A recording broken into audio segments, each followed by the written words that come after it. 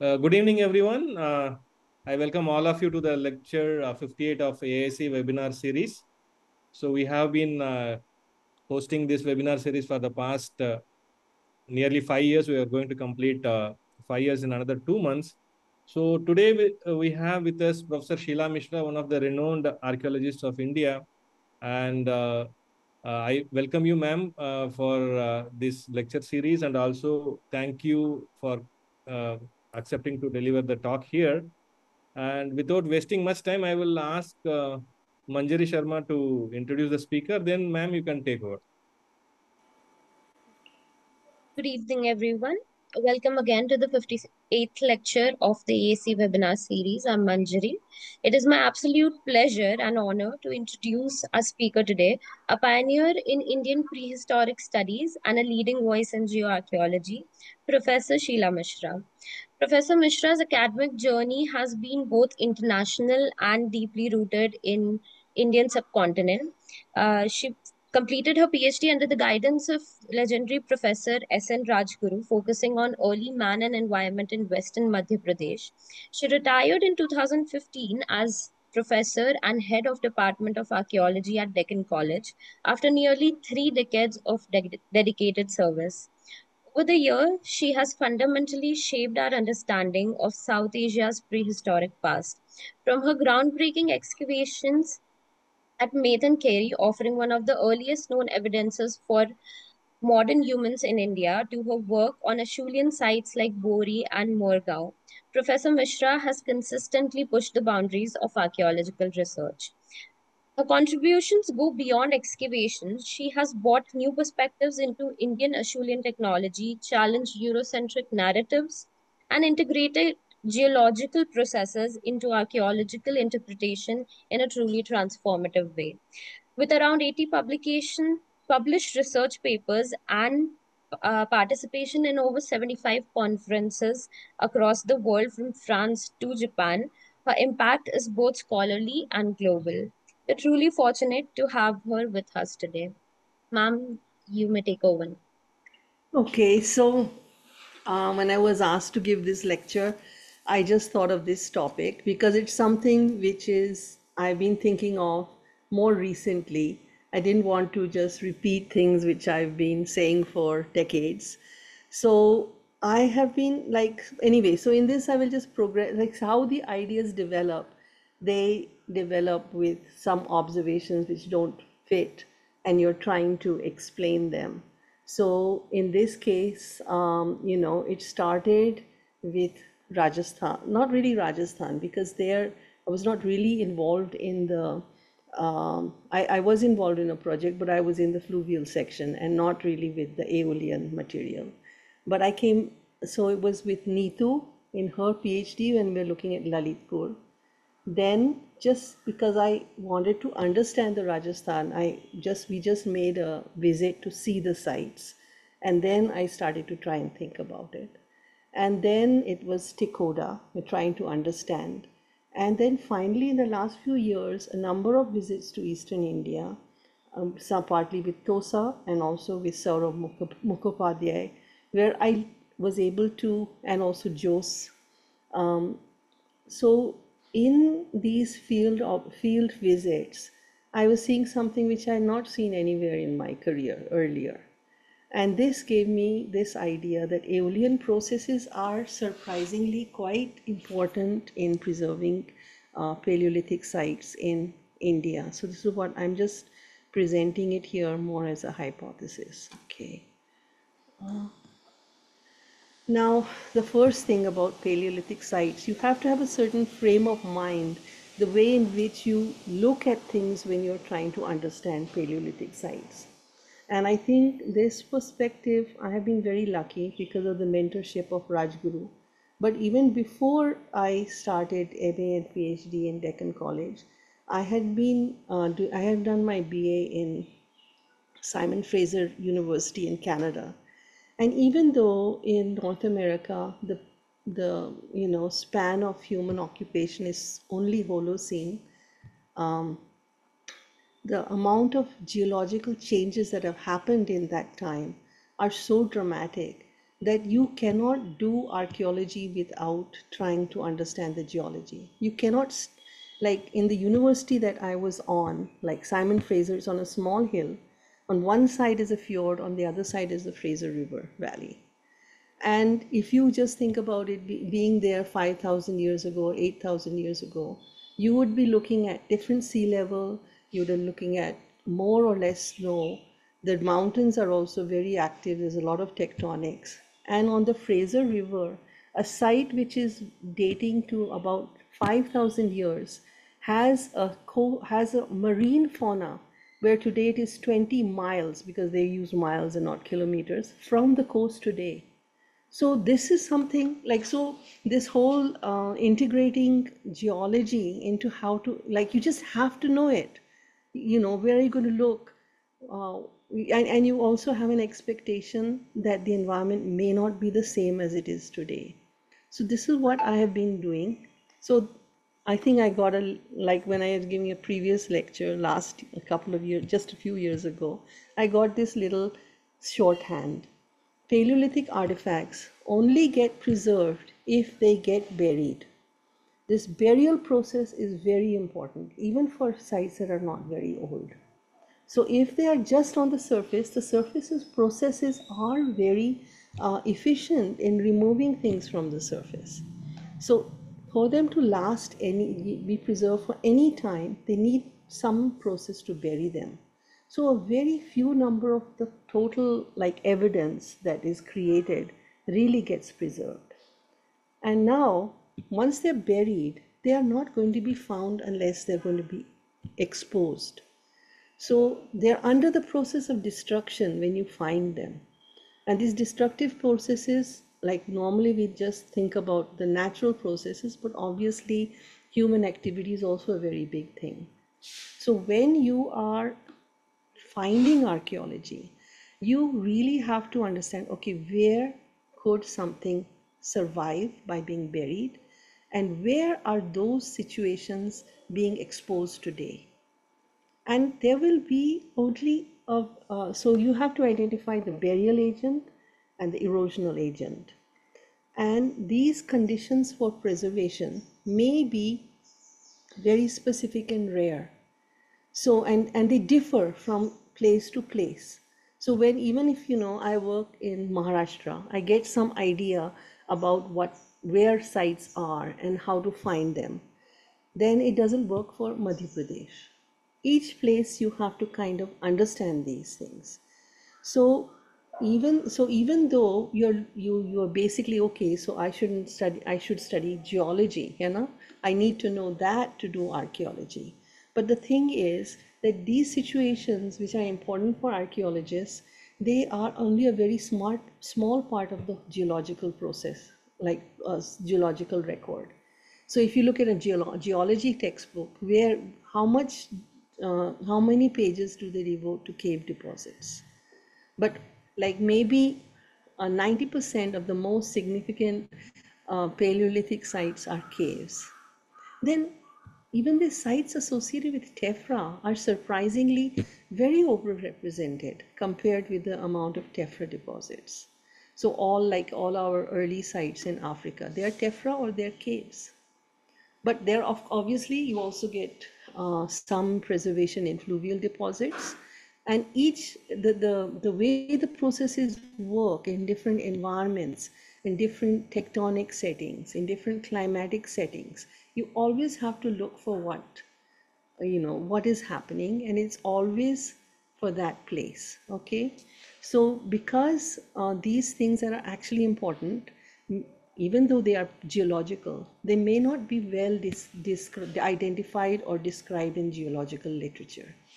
So basically, you have to figure it out by your own observations, and then maybe some help from some geological literature.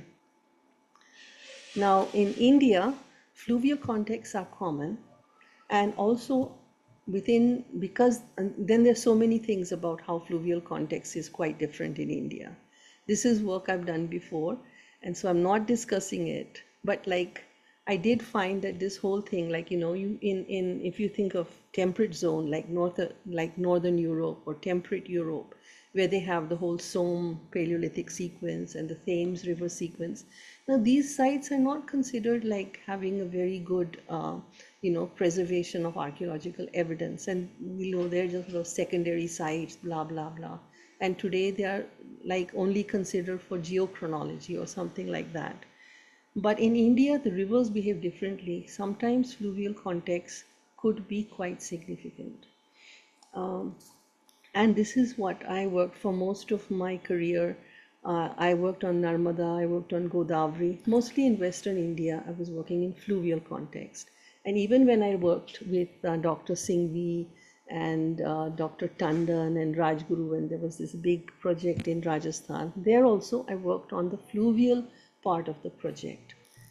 Um, now, so the beginning of this, so okay, now let me just present what I think is my model. So basically, you have to think of some process. Because I remember like when I was a BA student and they said you need models and all that, and it sounded so like incomprehensible. What is that? But now it's just like you have to have some kind of mental, like what could happen, how could it work, what's happening. It's not just your observations. So the thing about Aeolian sediments is that they have phases of mobilization and stability.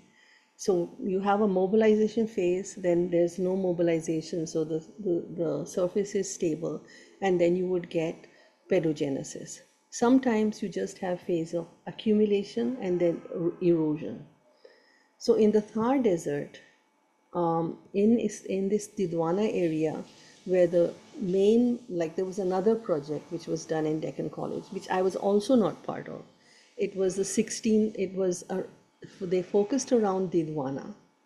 And there, in the Didwana area, there was a kind of extensive deposits of calcrete sheet and calcrete nodules as like a whole layer that covered the whole landscape. And Dr. Dheer, who is from Kajari, a soil scientist, he called these sheet wash aggraded plains. And he thought that this is not, because he was a soil scientist, these big sheets, which were, some of them were up to 40 feet or 40 meters, like really multiple, like, just tens of meters thick, just packed calcrete nodules. And on the top, you would have this, the sand dune. And, this is not a soil. So he thought that this is some sluggish fluvial system which had created this sheet on the landscape. And it had different, and this is, actually this is his theory, but I'm quoting it from this paper by Kailath et al., which was about ESR dating, which we'll discuss also.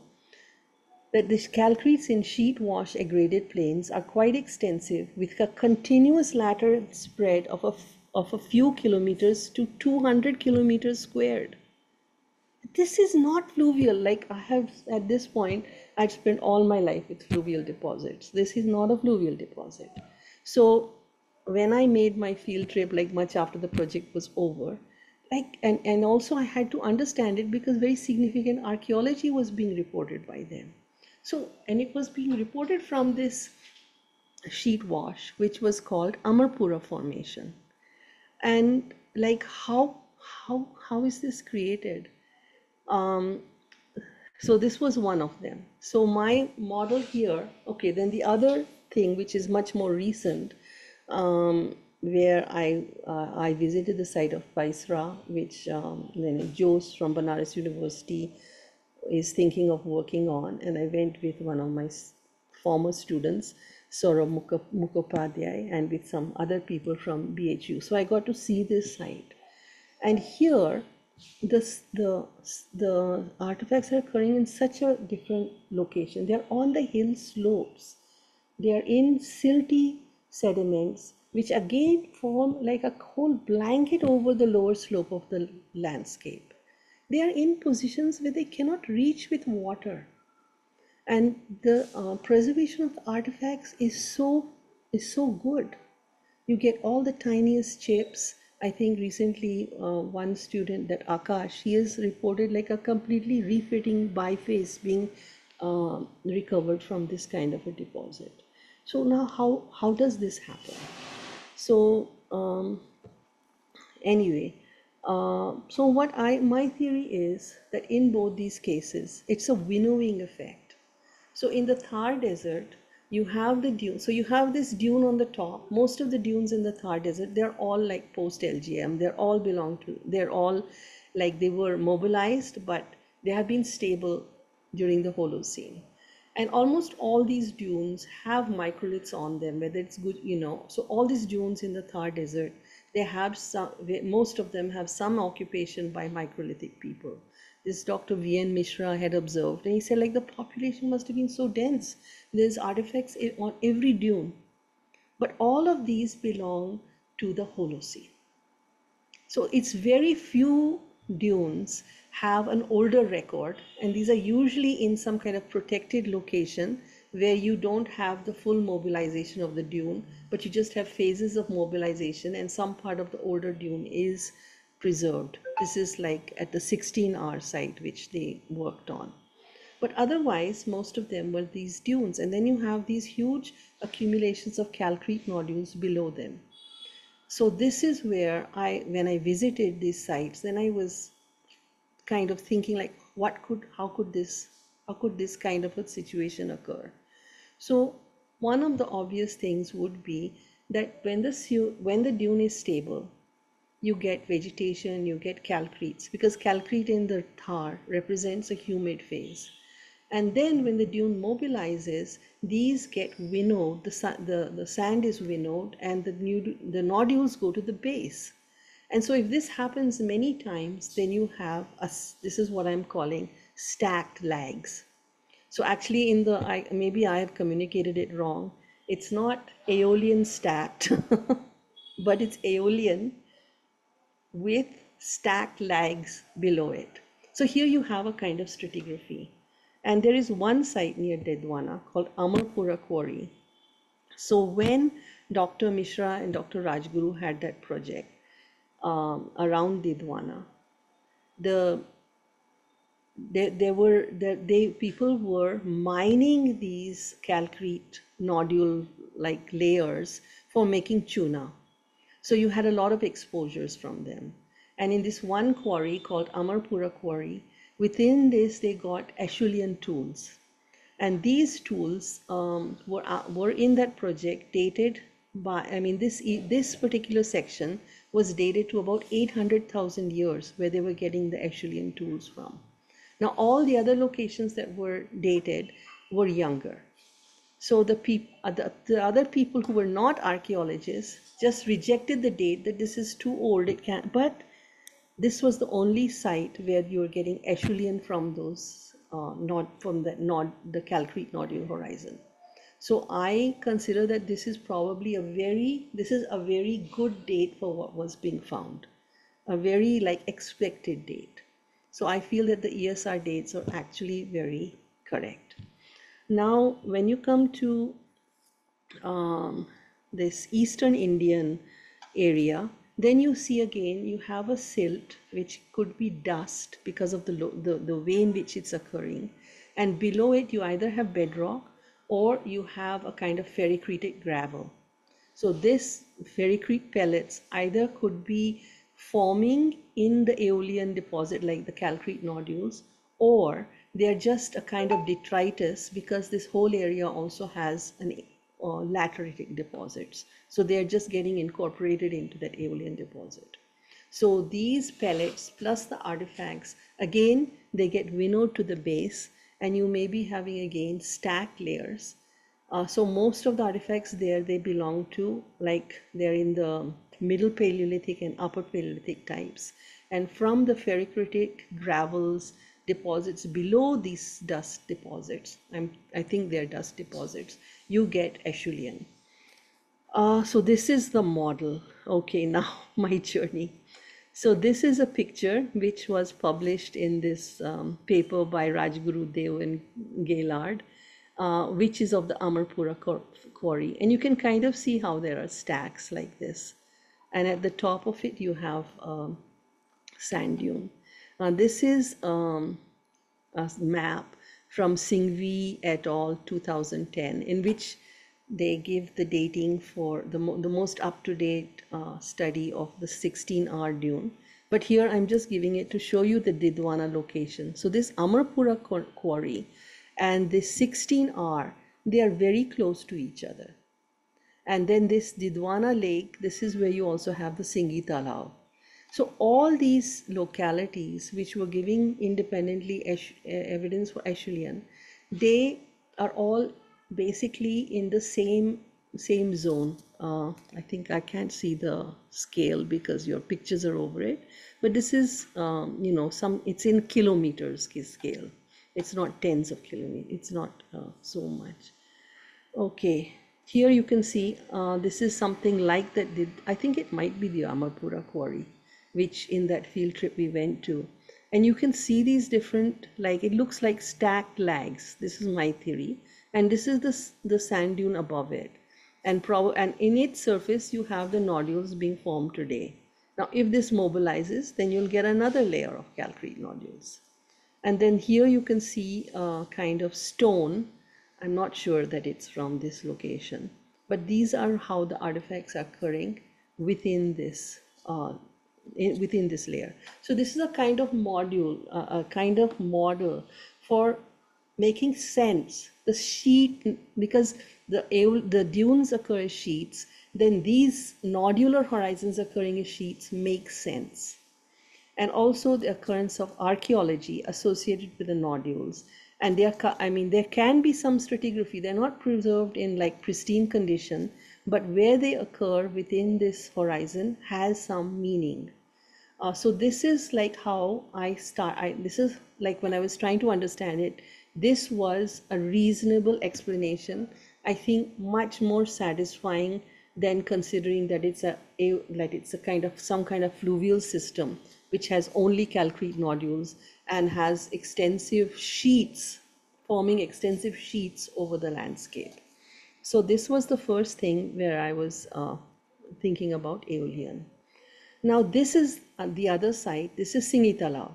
But here, it is not, even though I think this is also like considered part of Amarpura formation, this is a different thing. Because here, what the Aeolian was occurring was in a lake deposit. Because, and this was a very significant finding of Claire Gaillard, that the Aeolian horizons, like she had one or two horizons intersecting with her trench. And where she got the artifacts, those layers had gastropod shells and the opercula, or the thing that closes the entrance of the gastropod shell. So this is a very typical thing of a lake shore in an arid zone, that because the gastropods are hollow, they float on the water and they accumulate on the shoreline. So this opercula and the gastropods indicate that the Aeolian at Singhi Talao is associated with the shoreline, a playa shoreline. So the context of the Aeolian at Singhi Talao is completely different from the context of the Aeolian at Amarpura. So you have to, and so basically what geologists do, because they're looking at a huge timeline, they look at the section and then they determine the facies and the environment. But in the Indian context, looking at quaternary geology, usually whatever you're seeing in the section can be explained by processes which are going on today. And if it doesn't, then you're looking at some relic feature, which means that there's been a significant environmental change, either because or landscape change, which is reflected in the deposit. But you understand that it's different because you compare it to what's happening today. So if it doesn't match with today, then it could be very old, or you're looking at some very much more tectonically active kind of area. And also The reason why the older ones don't match is because there's a progressive climate change. So you're looking at maybe a less aridity if you're going back to 1 million years or something like that, compared with something that's 40, 50,000 years old. Now these are the dates. This is the date that gave that that was rejected by the geologists, 797,000 for the Handax horizon in Amarpura quarry. So this is a completely expected date for large flake Aeolian, and the artifacts that were recovered from that quarry were quite well. I mean, there was no doubt that they belong to large flake Aeolian. So this is the, so this is what I have argued in one paper about the age of the Aeolian. And this is what was, I mean, this is not the date of this is not the real statement of the dating people, but this is what they were told, that the calcretes occur in a large variety of host sediments. Calcretes in the sheet wash aggregated plain are quite extensive, with continuous lateral spread to a few to over 200 square kilometers. Deep sections show a stack of several calcretes. So I think that this occurrence of those calcrete things is better explained as stacked lags rather than as a sheet wash aggregated plain. Now in this area, there are also some very maybe much older hard pan calcretes, and maybe some part of this nodules could be like from the deterioration and transport of those older hard pan calcretes. But still, this whole like sheet occurrence does not really match with any fluvial model. Now this is just a picture. Again, I didn't have these pictures. I was not part of when the excavation was going on. And so these are different publications in which these pictures have been published. But this shows like the 16R sand dune, which is a linear dune, like sort of protected by a hill. And so you don't have the sand being completely mobilized. You're having more like periods of accumulation and then stabilization, accumulation, stabilization. So this top part is all more or less Holocene, 11,000, 14,000 ages. Then you have a last interglacial, and you have this lower level where there were very few tools found in it, but the dates going back to, I think, almost 300,000 years. So this was like giving a kind of, this was the oldest record in the Thar Desert to date. And this was like, because of being able to do this dating and analysis of one section which went back so far, it showed that the aridity, the desert environment goes back very far, and that people were there in the oldest sediments. Okay, so Aeolian deposits are expected in the desert, but elsewhere, like, so I was never considering when I was working anywhere in Peninsular India that we are looking at any Aeolian deposits. But it first started to occur to me when I was doing fieldwork with Neetu for her PhD thesis, which was in the Betwa. Then second, also in the Betwa at Tikoda, where I was working with Ota and Shushma Dev. And thirdly, when I visited Paisra and some other sites on the Kharagpur plateau with Saurabh Mukhopadhyay and Raphael Jose. So let us look at Lalitpur. Okay, yeah. And here you can see, so this Lalitpur site has been known since the 1960s, where Rameshwaram Singh was the first one who did his PhD here. And he found that this one small area, the Biana Nala, this is it here, the Biana Nala, which is a tributary of the Shehzad Nala, which is a tributary of the Betwa. Only in this zone, you get lots and lots of large flake Aeolian. And large flake Aeolian should be somewhere in Martiuma. This is what we think. So this is something which is like, 700, 800,000 years old. And it is sitting in this one patch covered with almost nothing. So how does it survive? So we were looking in this whole area, and they just like, how does it happen? And we were, what we always try to do, find wells, look at the buried sediments, is there any buried channel, what is occurring below. So everywhere we're going, we're looking, like we're asking people, is there any well here? Then this guy like, what, why do you want to know about the well? So I was explaining, and then he explained to me. He said, madam, actually this zone has no rivers. You're searching for something, it doesn't. And I realize he's right. He's right. There's just bedrock with this, again, like the Rajasthan thing, a sheet of yellow silt. Now the thing is, this yellow silt, it is the size which is easily transported by wind, but it is also the main size in the fluvial sediments that you get in this area. So when you see this yellow silt, you initially think that it should be a fluvial deposit. And you don't really, I mean, the easiest way of distinguishing between fluvial and Aeolian deposits is looking at the bedding. So they are very different the way they're deposited. But if you don't really see the bedding properly unless you clear the section. So just when you're, just moving around, you may not, you will just take it as fluvial. So basically, this is a much big, these are from Neetu's thesis. Now, this one I just downloaded for making this. Now, this is a much larger scale. The area which is shown in this one is just this part.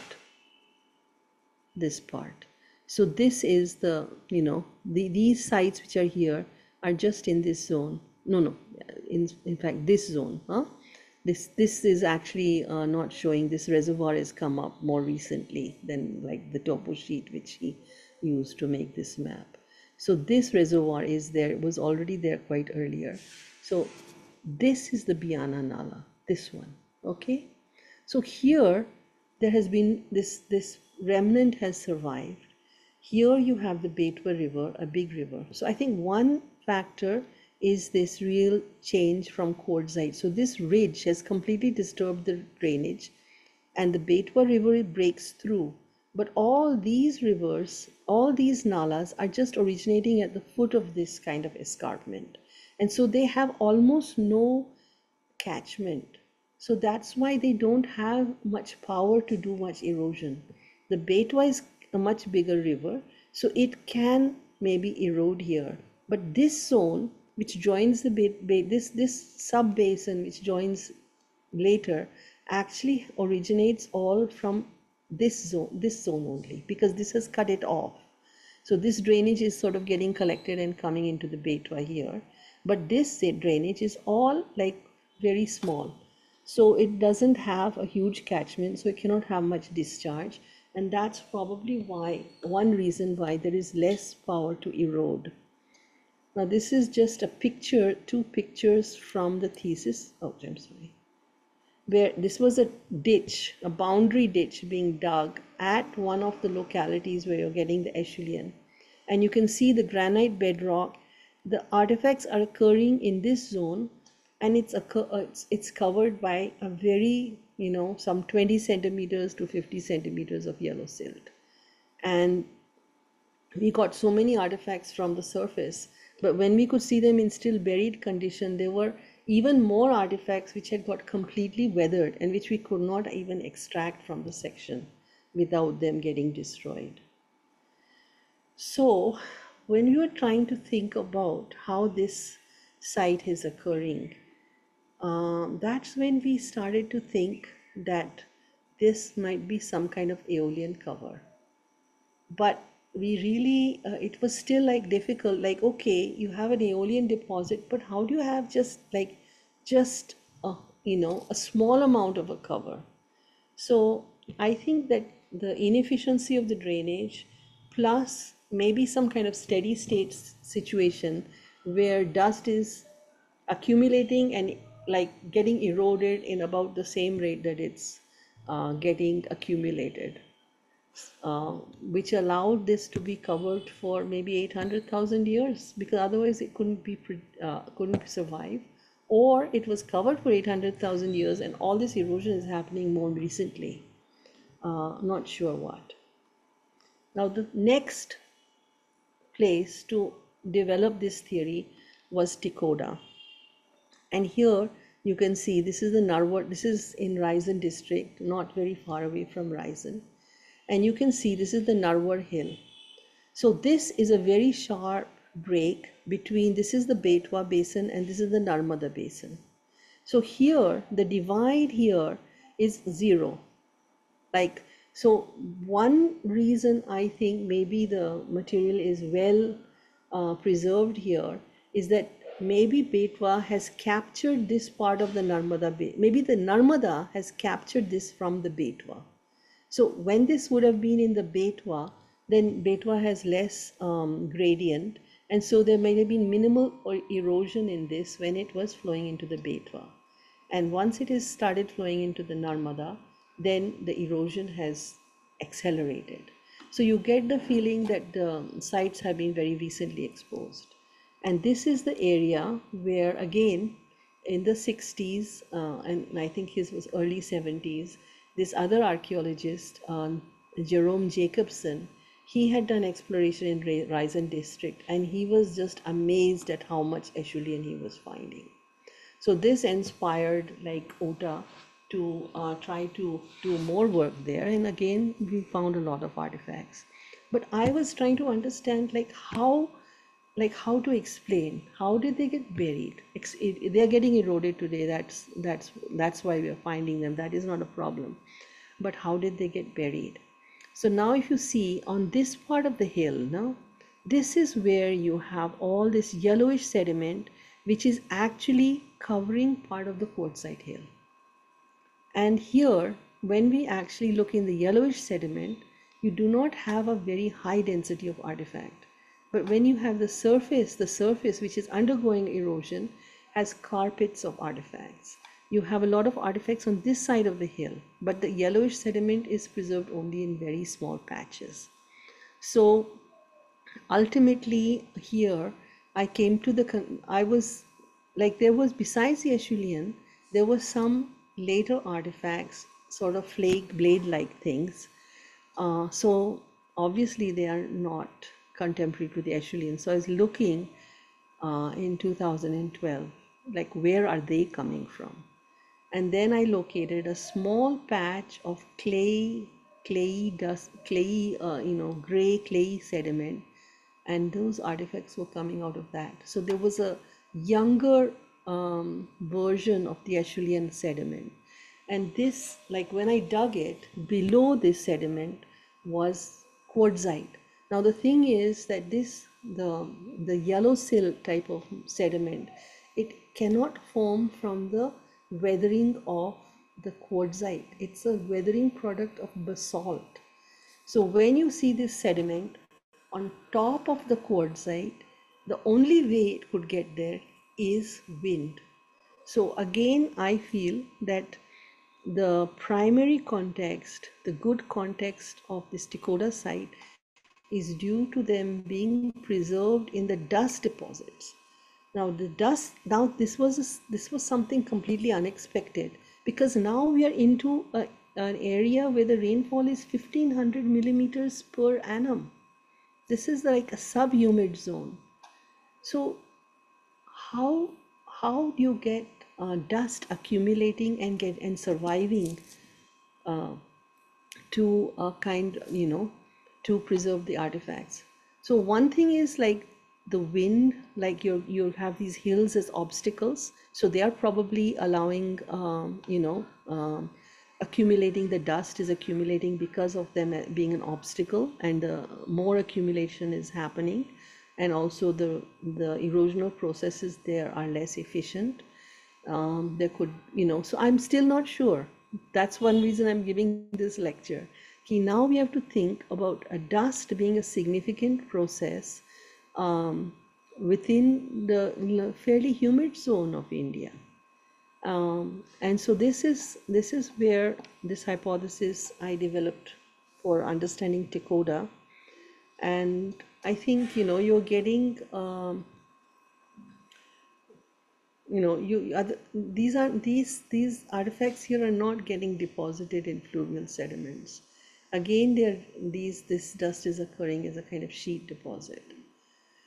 Okay, so these are some pictures from Tekoda. Again, below the yellow sediment, you have this ferricritic gravel in which artifacts are occurring. So this is the lag from the erosion of some yellowish sediment. Here you can see the lag developing, and this is the surface of one of the thick, like where you see behind the hill in that little notch where this yellowish sediment has accumulated in a large amount. So this is where they were excavating and finding the Aeolian occurring within this. This is like showing how the rapid erosion. Now coming to Paisra.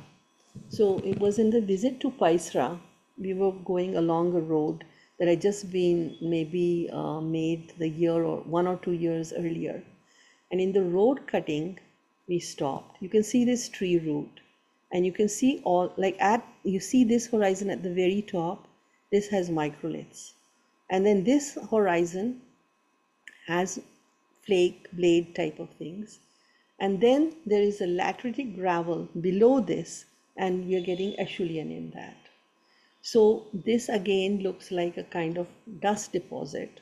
The artifacts are completely like sharp, fresh, small, and they look like, you see clusters, they're all of the same type of rock, like maybe they're from the same core or something.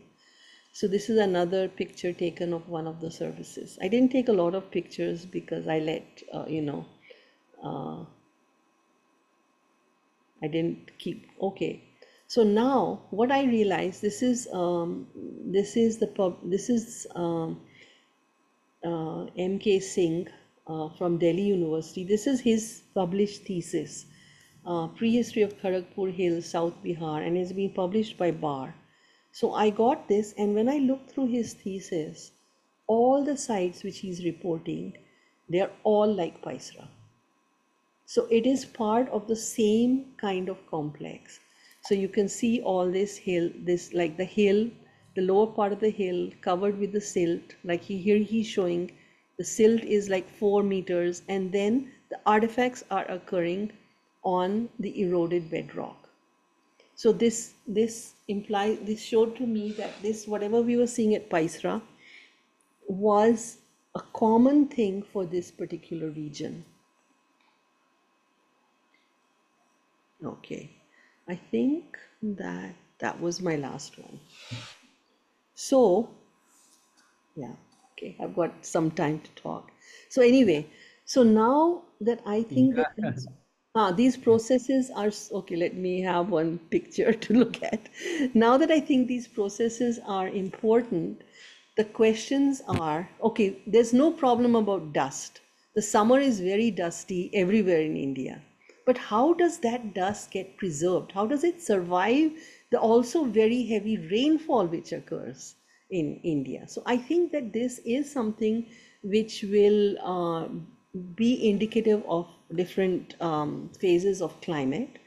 And right from Tekoda right up to West Bengal, this phenomena seems to be there. Like, so I would say, like, even in Orissa, many, like the work which Behra has done, all his Aeolian sites are occurring near the hills. This is something completely, I was very surprised, because all the sites which I've ever found of Aeolian in Maharashtra, they're on the river deposits. You don't find anything on the hills, nothing of Aeolian time. So again, this could be preserving those sites. even what Vishnu Priya has been finding in the Ayodhya hills, etc., they are also hill slope abutting the hills. Now the problem comes, like all these hill deposits, we always call them colluvial, but that implies a different process. I think we are having actually accumulation of dust, and that is what is preserving the sites. And then you have erosion of the dust and accumulation of the coarse material that was incorporated into the original dust deposit. So, I mean, I think this explains some of the sites. It may not explain all of the sites, but I would like people who are working in the field to have this model in their under consideration when they look at the sites, and modify it, reject it, or accept it. But it has to be like, we need more observations, and if the observations keep confirming it, then it becomes more established. So, like when I thought of this in Didwana, it was just during the field work. We're trying to understand. I suggest this. Okay, finished. Then when we were at Lalitpur, like, okay, could it be Aeolian? I really got convinced at Tikoda. There is no other explanation. So once you realize that it's really is there, at least in some situations, then you start to see that it could be an explanation in many more places. So anyway, that's the end. If now I can take questions or whatever. So should I stop the sharing so you can see my face? Yeah. Please, Okay. please unshare. Okay. Thank you for this wonderful talk and your ideas and hypotheses. Thank you very much. And I request the participants to type your questions in the Q&A chat box, and we'll take the questions one by one. No questions so far.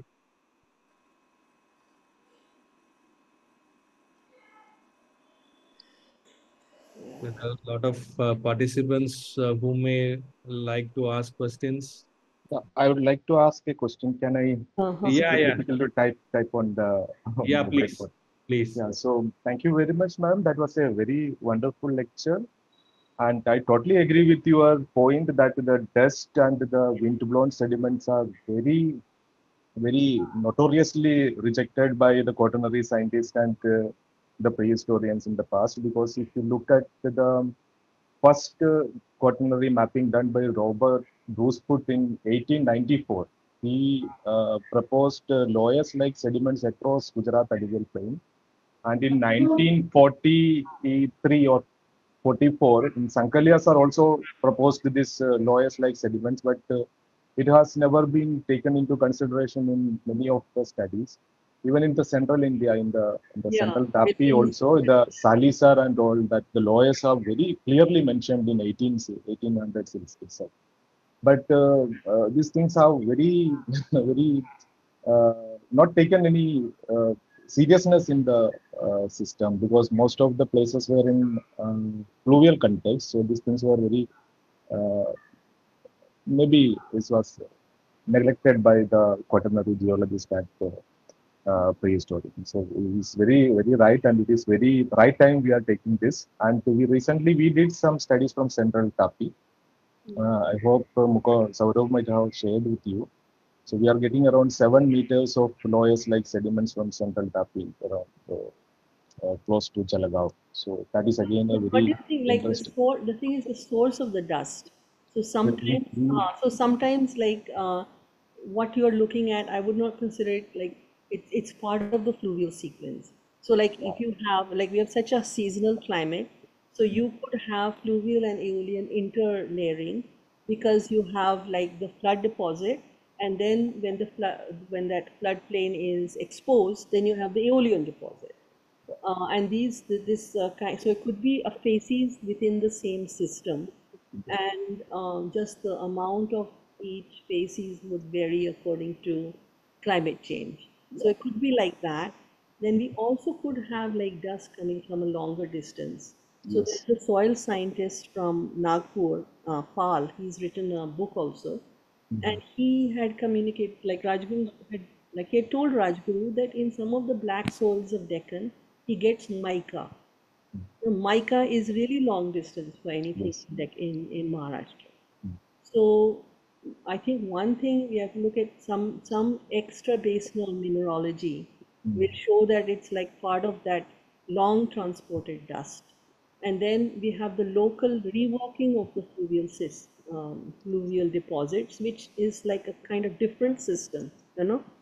And then like sometimes like how the deposit looks the same, like Singita Lav is just nodules of calcrete and Amarpura formation is nodules of calcrete. But one of them is maybe a lag from the activation of the dune getting stacked up, and the other is actually the shoreline of the lake. So they are both of so you get some kind of similar deposit. So it's very important to. But the thing that really I wanted to communicate to students is the mindset when you're doing field work. Because lots of people do wonderful field work, but because they're not oriented to how to question. You don't see, question is first and observation is second. It's not that the observation so you don't even see something if you're not questioning about it. So that way of approaching the section. So I was very lucky that Rajguru had that quality, but he always thought that was his bad quality, but it was his good quality. So he would he would always say, okay, now how are we supposed to do it? So okay, let us be very okay. What kind, this is kya medium, this, that, how is the angularity, all the different attributes that the sedimentologist is supposed to record. Now those are all just for communication. The thing is, what am I looking at? And this I learned from when I was collaborating with some American scientists. And we spent 3 days looking at that Lunkaransa lake deposit. They spent 3 days looking at every layer. And basically, like that's what he told me. He said, look, he did his PhD on that Yehuda Enzo. He had done his PhD on some lake in US. He said, look, if I get mud crack in the lake deposit, it shows the lake dried up. It's in like, so it shows the lake dried up. No matter how much other analysis I do, this is the most convincing thing. So what you're seeing in the section, you have to understand what process created it, and then you can make the whole sequence. So they did 3 days on 1.5 meters, and they published it in Science. And I sat there and I was, okay, I am not a geologist, I am not a paleoclimate, because I was completely bored. There was not a single artifact in that section. So for me, it was like not at all interesting. Uh, but they spent 3 days, and then they basically, it was only on those 3 days observation of the section that they could make such a good story. So that's when I realized, like, no, what Rajguru thinks he's doing wrong is right. And what he thinks he's doing right, वो इतना important नहीं है. But because he had that capacity, like this is the way he also thought. Like he would try to understand what is it, and I've definitely got it from him. Anyway, yeah. Yeah, thank you very much, ma'am. This is the right point that we are taking this the influence sediments into prehistoric connections. So very, very interesting point. Thank you very much. Thank you, Praveen. We request the participants to raise their questions, and Now we get some more people. Can Vishnu I, is there. can Yeah, I yeah. ask a question instead of typing? If it's yeah, please go on, please go on. okay. Yeah. So thanks a lot, Sheila. As usual, a very, very enlightening talk. Now, since you mentioned, I mean, Yeah. I know that. Yeah, yeah. Go about ahead. the Aeolian part. In the last excavation that I did, and in fact, it will come out. I worked with my student. I don't know whether she's here, and geologist. So that was in Ayodhya Hills. Probably my last excavation there because everything is getting kind of destroyed. So the context was very different. Okay. And we were finding, I mean, the previous two sites, in situ artifacts and colluvial section. Okay. And here it was like nothing in situ, although I took I took 2 trenches in 2 consecutive seasons. And the topmost kind of deposit was an Aeolian deposit. Okay. And below that, there were no artifacts in that kind of 1.5 or 1.6 meter deposit. It was basically the in situ weathering of bedrock. I mean, basically, we can call it the regolith. Okay. And the artifacts, they were all strewn over the quartz pegmatite veins as slag deposits. Yeah. So I was having a problem. It's very complex. I was having a problem. Firstly, OSL dating failed in the sections. Yeah. Okay. Because as I was informed that, there's certain quartz wasn't present there. Yeah. So, and where I was finding this it's very interesting culturally, because other 2 sites I was just finding microliths. Here there were microliths, middle Paleolithics, if I can use the term. And you saw that large flake Acheulean and one Acheulean core. So, we have reported, we have analyzed and technology and all that, because I thought one should know about it, and I definitely want more comments on this. So I'm quite foxed about. I think this goes with that, like what I was ending it with, like, see, the first thing is the position of the sediments doesn't go with fluvial. So sometimes you have these extensive sediments which are actually close to the hills or the foothill. Yeah. Now, when Rajguru always considered these are colluvial deposits, so we just say this is colluvial deposit. But I was always like, colluvial deposit, what does it explain? And most of these so-called colluvial deposits, they are almost entirely silt. Now, there is colluvial deposit, that is a thing. But I would never find anything very detailed about them. So possibly, so the colluvial thing is something which is coming from the actual hill. It's a slope deposit, gravity deposit. Usually there is much more coarse material. The thing is, like, does the material you're seeing match with something that would originate from higher up in the slope? Yeah.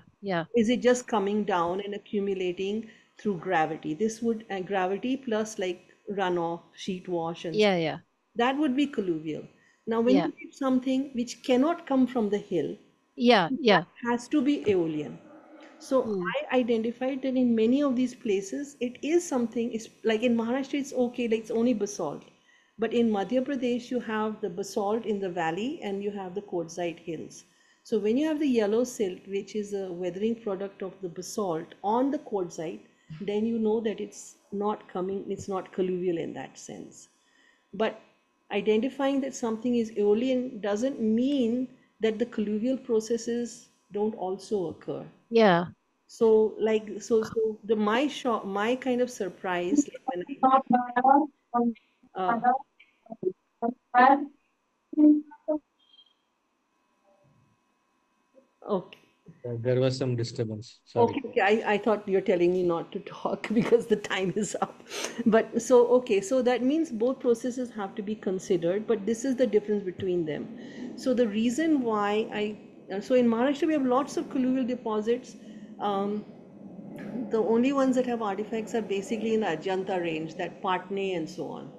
But otherwise, what you are getting in the Bhima Valley, they're pre-man or something like that. There's almost no artifact. There's artifacts only on the surface. So these could be of different ages. But when I visited Sambhalpur University and saw the sites with Behra, so all of his Acheulean sites are on hills. And I was like shocked because I never look at hills. On hills, at the most, you'll get microliths. There might be regolith ke andar some middle Paleolithic type of thing might have got embedded. So it's just got buried in the regolith, but never anything Acheulean. So it's like, okay, it's only getting preserved in the alluvial deposits. Now here, there is some kind of process happening which is burying the tools at the hill and even old tools like Aeolian. So is it, so I think, yeah, we have to investigate more. So that's why I was saying all these sites, your sites are also on the hills. This Bera sites are also on the hills. So there can be some component of this, especially the dust, the silt that's getting there. This could very well be an Aeolian deposit. Yeah, But the topmost part, about 40, 45 centimeter that we recorded in the stratigraphy, that is definitely the Aeolian. deposit, especially silt, is very Yeah. on a slope. It's going to be mostly eroded. So Hmm. anything that got accumulated in it at that time would become part of a lag. And then it Right. becomes maybe some colluvial deposit.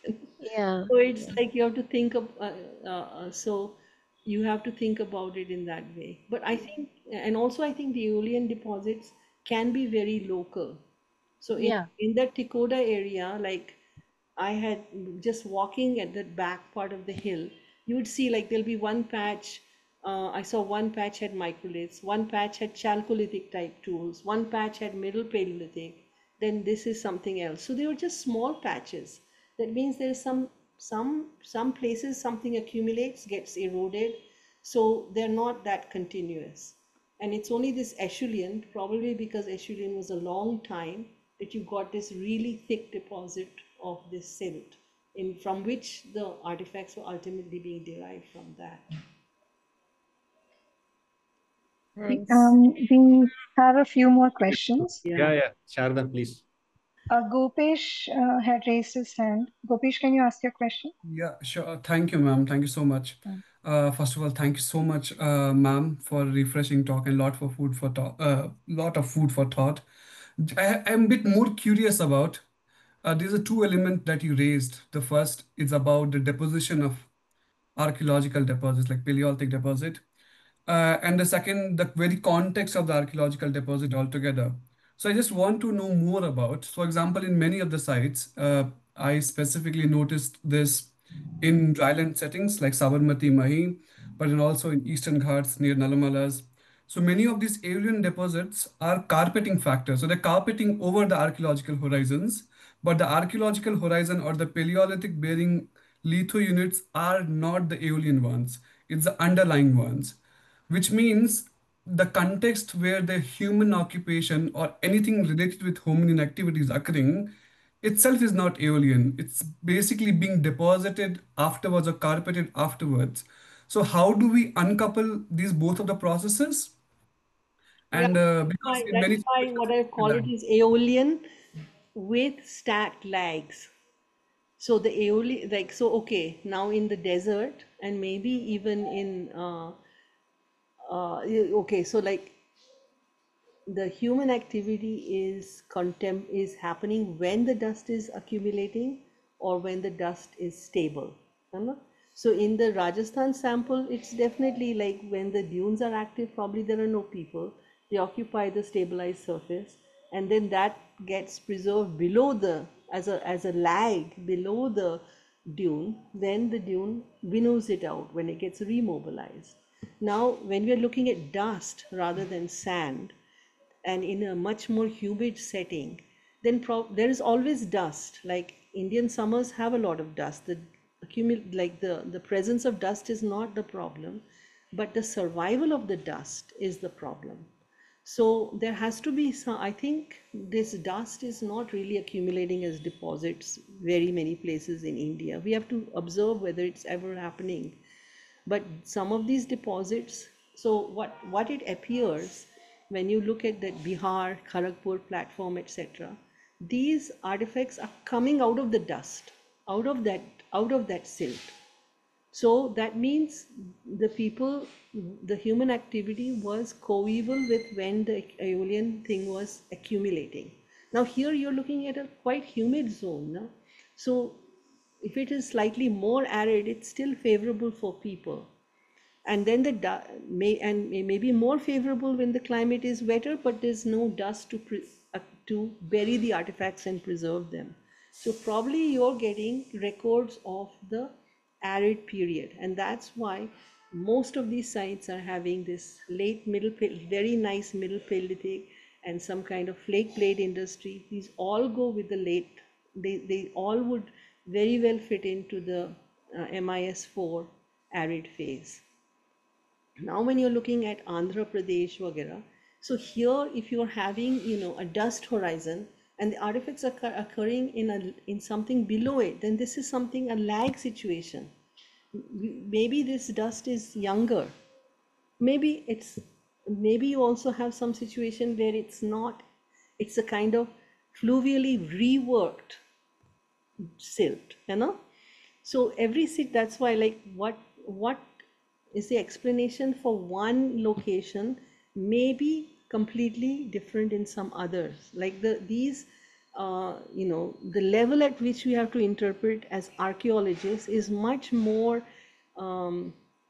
detailed than what a geologist requires. So something like it can all be put in the same category for a geologist, but for an archaeologist, there'll be some differences in how it interact, how that whole sediment deposition, erosion cycle is interacting with preservation and exposure of archaeological material. Ma'am, Roman has a question. Yeah. Roman is asking, in terms of the sites that have been presented, how could we differentiate the contributions of the floodplain dust and the wind-blown dust, that is fine-grained and or a different variety? And what are the implications of such differentiation around post-LGM and or before the LGM? Yeah, so I think whatever I have discussed, okay, so for the Rajasthan example, the dunes are almost all, except like some few examples like 16R, they are all Holocene. So you're having the older artifacts are only occurring in these lags below the dune, and only rarely. And then so you have that context. Then you have the lakeshore context like Singhi Talab, and then you have the dune which is continuously accumulating like 16R. So you have within that small location around Didwana, you have different ways in which things are getting preserved. Now the floodplain, like the reworked floodplain material, that's basically looking at the part of the landscape you're studying. So the reworked fluvial deposit would be reworked close to the river channel, and they may not be that dust may not be transported very far. So you have like the reworking within the floodplain, and then you have something which is getting entrained into the atmosphere and traveling much further distances. So the Aeolian, uh, so this Aeolian component could interlayer with the fluvial deposits, uh, as um, or it could be completely out of the realm of the fluvial zone. Then it will be interacting with erosion plus, as I was talking with Vishnu Priya Basak, the other process that happens on slopes are these colluvial processes. So you may get mixtures of these different things.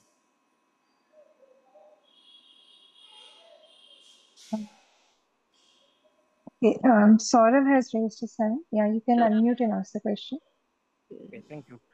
Thank you, ma'am, for this wonderful and this wonderful your talk. So, actually, ma'am, so I'm quite surprised when I was reading some sort of that article. So you must be heard that Panchgani area, right? So that Panchgani area. So one of the paper came in that P3. So there they are actually highlighting. So that upper part of this deposit, that means capping on that lateritic patch. So they are basically that Aeolian deposit. Yeah, So yeah. my curious is actually yes, that some sort of the Chinese group has been recently published in 2017. So I am very Okay. much curious when I was visiting with Professor Kale that area. So that Hmm. area is basically that why that wind is actually that speed is that high wind speed. So then questions about that how if it is that Aeolian, I am not sure about this, but when that Professor Kale and that Rajguru they are publishing, they are actually talking about those are that fluvial sediment. So that my interest then that how it will be possible to that accumulate that Aeolian sediment in that capping on that top of that, that lateritic patch instead of that high amount of that wind blowing in this area. Also, what is the age of the deposits? That's the other thing. So so this whole Western Cart zone, we have one unit which Kale has called as Chandanapuri Formation. And this is something which, if you see that Rajguru and Gupte paper in the 70s in Bulletin of Volcanology or something they published, they have discussed like what are the all anomalous features of this Western Ghats. So they point out that the Western Ghat rivers, they have huge sediment accumulation in the source zone. And in the confluence zone, it's on bedrock. And then they have the canyons. And then you have the infill canyon. So these are all some relic features. Now, one thing which I have suggested, but this has one indication that they're old is they don't have artifacts. You get artifacts, but then you just think they're all on the surface. So I feel that this Chandanapuri formation is possibly something related with some tectonic events of the Western Ghats, which are creating, they're associated with those big infilled gorges. Sometimes the gorge is filled in with this sediment. And then it may be pre-man. Now pre-man means in millions of years, okay? So now and then you have all the things that make it look young, like it has all the calcrete, all these things, which make, okay, well, Pleistocene hai because calcrete hai, But maybe that is all just post-depositional processes. So I think that possibly we're looking at something very old. And then we don't really know what, so we may be having some component of tectonics here. In that case, then what is filling the gorges? Like if you see in that Mula River, you see the entire gorge is filled in there. So all these features are very difficult to explain with today's processes. Now, and if we have some dating method, then okay, my hypothesis, this is very my hypothesis, if you don't have artifacts, it's either very recent or very old, pre-man or post making stone tools. So this is not post making stone tool, so it's probably very old. Now maybe I'm wrong, maybe it's just that people didn't live there, So this hypothesis has to be tested with some dating, which so far we couldn't do. But one indication that is old is that from Panchgani, from this Chandanapuri formation type of thing, they did get something Aeolian-like. They got some large flakes which will very easily fit into Aeolian. So this is an indication. Now, the similar kind of deposit in the Ajanta range, that has the Patneka site. So if this is a deposit which is associated more with tectonics than climate, then it might have, according to when that range was active, that's the area you will get, that's the age of the deposit you will get. So yeah, so this is another thing. You will only find the archaeology of the age for which you have sediments surviving. So in the Indo-Gangetic plain, if you don't have any lower Pleistocene sediments exposed, you are not going to get Aeolian. If you're in an area which has no sediments, complete bedrock, you're not going to get anything except very recent material. So you have to, actually within India, people are always there. You'll always get everything, but only if there is a sediment of that age. So it's you can't just choose you can't make a kind of research proposal, okay, this is the burning question and I'm going to go here and solve it. You will only solve the question of what sediments are there. Now, fortunately, there is some problem for every age. So everything is interesting. So like one of my students, Guru Das, he was very interested in Aeolian. And we took the Vardha basin. Everything was Holocene. But on the last day of the fieldwork, we found Aeolian. And so there is some patch of it. But the basic record was Holocene, late Pleistocene. And we got like early historical period sediments, early historical period river shifting and all these kind of evidence. So every period has a geology. Anyway, so yeah, I had when I made this topic, I had not really figured out how I was going to talk about it. And then I saw, yeah, okay, all these people are going to listening. I am talking about the field work I did with them.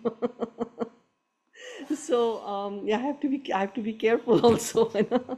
But that's also another thing, like work with other people, because all these ideas I never published or really gone into it, because each and everything which started me thinking was done when I was visiting somebody else's work. So the first idea with Neetu, the second idea when we went to look at the Didwana site, just because it's so important. Then I got all these ideas when I was with you at Paisra. And this, so each one, and also they're separated by decades. But sometimes you keep coming back to the same kind of explanation. Then you have to become a little, maybe. So this whole, like, choosing this topic was like, yeah, now I think most people I discuss, they do find it somewhat convincing. So now let's like own it. This was my idea. But at the same time, the idea with me is just a hypothesis. It needs a lot more work, which I will never be able to do. And so other people have to consider it. I want you to consider it, not accept it. Because I'm sure, like, as you start working, you will find, okay, what about the colluvial thing? What about this? What about tectonics? So you may find sometimes there's another kind of misleading thing in the work that sometimes, something looks the same, but it's completely different. It's actually formed in a completely different way. So this is, just like with the rivers, I didn't want to talk about rivers because that's my old work. But what I found is the river has one geomorphic response, aggradation or erosion. But in the Godavari River, the aggradation is during humid phases. And in the Bhima Basin, the aggradation is during arid phases. So it's completely out of phase. So just there's some factor which is this kind of threshold values different. This is just one condition which creates deposition. So in this basin it happens when the climate is arid, and in this basin that condition happens when the climate is humid. So anyway. Ma'am, we can maybe take one question more, one or two. Tosa, ahead. Yeah, can I ask? Yeah, please ask your question. Thank you, ma'am, for this wonderful lecture. So actually, what I found, I work in the Eastern India and also in the Central India, and then found the Central Indian Aeolian looks like more complex in terms of the deposition, because they are found in the alluvial, they are found in the colluvial, they are also found in the rock shelters deposit. But these things I think we don't seems to be repeated anywhere. Like in Eastern India, obviously it is not there. Also in the southern India, it is not there. So why this is only happening in the Central India? No, I don't think that's true. Like all that Paisra, that is that Kharagpur plateau. So here you have all these kind of like all these hill slopes, which it really fits with the dust model. And then what you find below it is older, and it's in So if you take any of these dust deposits and you wash it, then there'll be a residue which will be the same as what you're finding below it. This is what we found in Tikoda. We were doing that wet sieving, and that yellowish deposit was just full of those, lateritic pellets. So that was what was below it. So this is why I called it as Aeolian with stacked lags below it. So mostly you get the younger material, like mostly it's last glacial period, and then Holocene on top of it, or a very thin Holocene thing. And then everything older is below it, usually either on bedrock or incorporated into this, like with with the ferricrete pellets. Now sometimes you get them just like embedded in the regolith. Now maybe the sediment has completely got eroded, but this murum, this weathered bedrock is almost like a sediment, so they're getting re-embedded into that. So every site may be slightly different, but then I saw your sites in the Rajgir Hills where you had that the older material was a lateritic gravel. Now there's no laterite around, no. So at that time, the hill slope material was yielding that gravel. There could also be some aeolian and then erosion because there could be many processes. Those tools are quite rolled, etc. But they are preserved only in the protected areas within that hill. They're not on the outer slope. The inner nalas, little patches of this material has survived. But then you see also in the protected area, you see the younger material, and that has some kind of hill slope material, but it also has a lot of this dust. And there's where you're getting some kind of more middle Paleolithic material. So each area, first you have to identify where it's occurring and then what kind of process could act at that location to preserve them. But the thing is that whenever you find an artifact, it has a story. It hasn't, if it had just been dropped by a person on a hill, those artifacts had not survived. Somehow it got buried. So now the thing is like there's again a duration, like how long will it survive without burial? So sometimes immediately buried means it's in a better condition. Maybe just before it completely loses characters of being identified as an artifact and it got buried, that's a different. So even within the same process, you can have different different levels of like archaeological integrity. But I think that every archaeological evidence tells you something. It's not like we have to get, I mean, if we only go for the Pompeii type of sites, then we will not have any very good story. And we're already, also people totally underestimate how much is missing. That what we have got to study is just such a small fraction of a percent.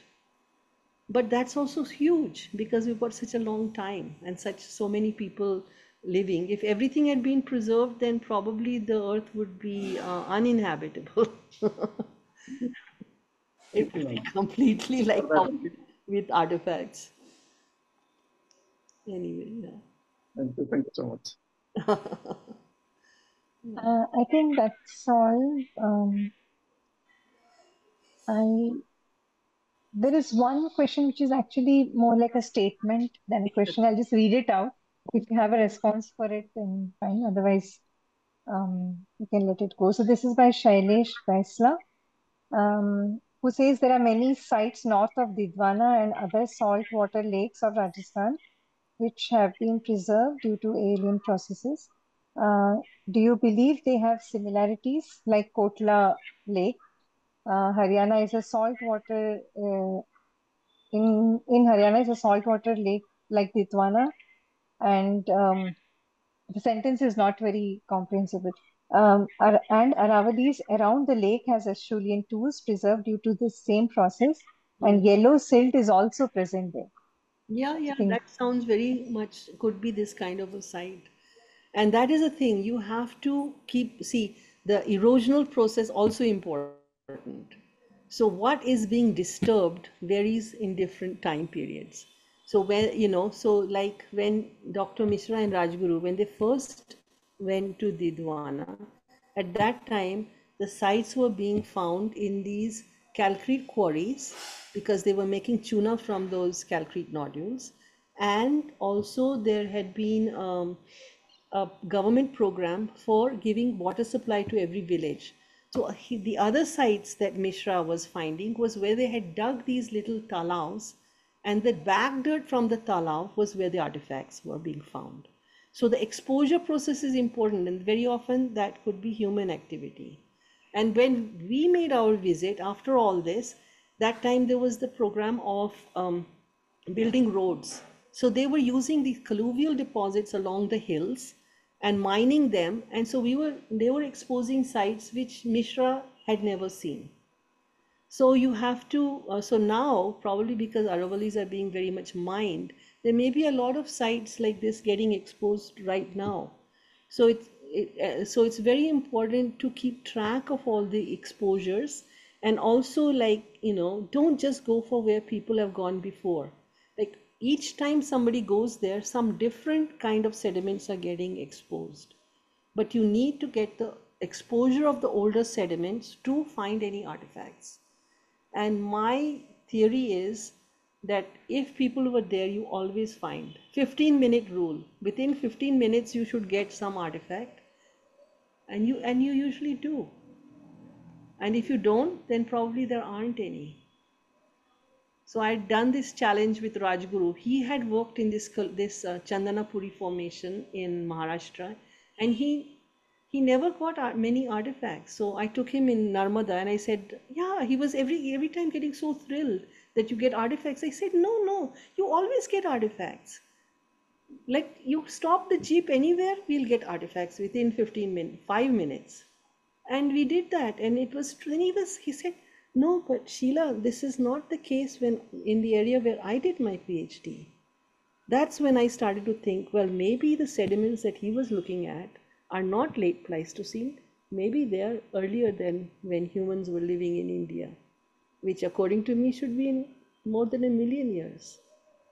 So sometimes things are unexpectedly old, and sometimes things are unexpectedly young. So that's another thing, that archaeology gives you a clue. No artifacts, it could be very old or very young. Aeolian, if it's large flake Aeolian, I'm pretty sure it should be lower Pleistocene. We don't know about the later Aeolian and the middle Paleolithic. Somewhere this is the most unknown part of Indian prehistory. But there are different distinct industries within that time period. Microliths, you can try radiocarbon dating, but some of them are beyond radiocarbon dating.